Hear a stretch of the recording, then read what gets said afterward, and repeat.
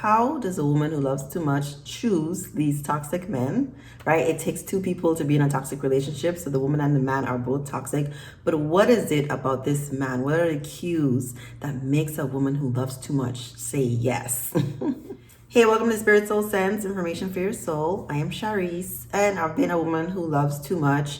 This was a really interesting chapter that Robin Norwood put together. There are a lot of stories, a lot of anecdotes that she uses in this chapter. But she uses these anecdotes to drive home the point that there are two reasons why a woman who loves too much insists on being in these unhealthy relationships. And one is whatever the family pattern was, people, women, are coming to these relationships and wanting to recreate them.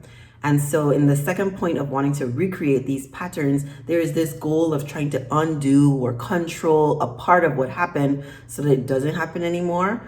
But what typically ends up happening is just the dance happens, the cycle of abusive relationship, unhealthy, toxic relationship continues. So one of the anecdotes sort of resonated with me. I thought maybe I'm most similar to this lady named Peggy, who had a critical grandmother and an unsupportive mother. And so I was just thinking about my past abusive relationship. And honestly, to be completely honest with you, I do not think much about the relationship. It's over and done with. I have no interest in ever going back. And then there's some details about it that, they happened there or whatever. I'm in a very different place in my life. So I actually had to write down and remember wait a second, what really happened between me and my ex, and why does this particular story resonate with me? So I wrote some things down.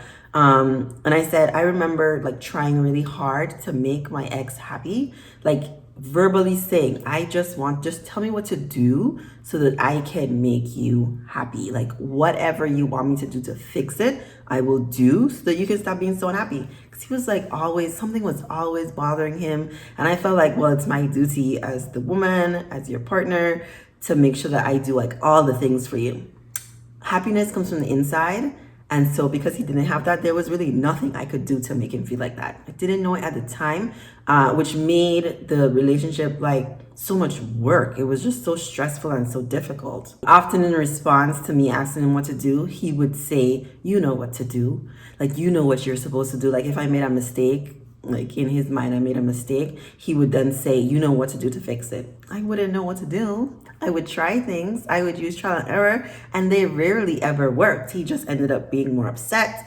We just had longer arguments, and then the cycle of, breaking up, getting back together, it being bliss, terrible again, I make another mistake, another world would just continue. If it sounds exhausting, listen, I was in it and it was exhausting. It was so much work.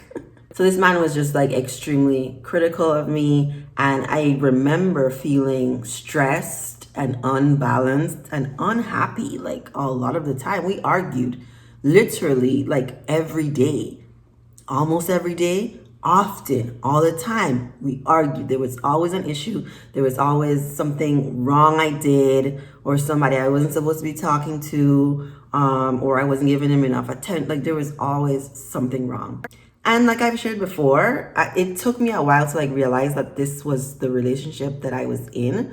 One of the things Robin Norwood says often is she's not asking you, telling you that you have to leave the relationship. She's saying what you need to do is focus on you.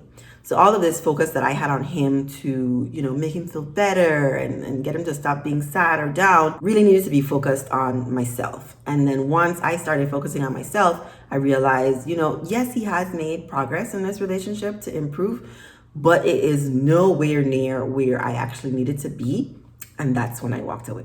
But Robin Norwood also talks about why it's so difficult to end the relationship in the first place. And she talks about how in these relationships where it just feels impossible to end, you can do anything you set your mind to. But in these relationships where it just feels such a struggle, I left, came back a dozen times, so many times, you have to realize that whatever is keeping you there is likely a result of the patterns in childhood. And so whatever happened in childhood that you are now trying to undo, fix with your partner is what you need to explore in yourself. You gotta let it go. There's so many ways to do it, right? Like I did it in therapy, journaling, meditation, but you can do it in like a support group or like one-on-one therapy, reading the book. Like I really recommend reading the book because she outlines in so many steps like how you get out of the relationship. But it's helpful to understand that like a disease or addiction model process, you are going to have empathy for yourself, be gentle with yourself, to understand that there are processes, unconscious processes still working in your life that are not the best, most healthiest things that you can do. Once you start healing yourself and become like a fairly healthy individual, whole, then you will not recreate relationships like this again. So what happens when you are healthy and you meet someone who used to push all the right buttons for you? They're right buttons, but they were unhealthy buttons. You will be repelled.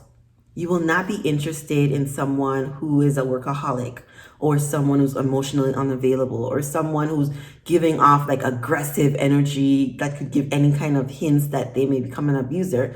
You will be so repelled by it. There will be nothing there that will tie you to like your childhood to make you feel that this uneasiness is the right place to be in. I think where I'm at now is you will be attracted to peace. You'll be attracted to someone who's open and honest and wants to emotionally deep dive with you. That's what I imagined when this woman wrote this book, that she was helping all these people and definitely helping me. So let me know what you think in the comments. How about you subscribe to my channel if you like this video, watch another one, like it, share it, and thank you for watching.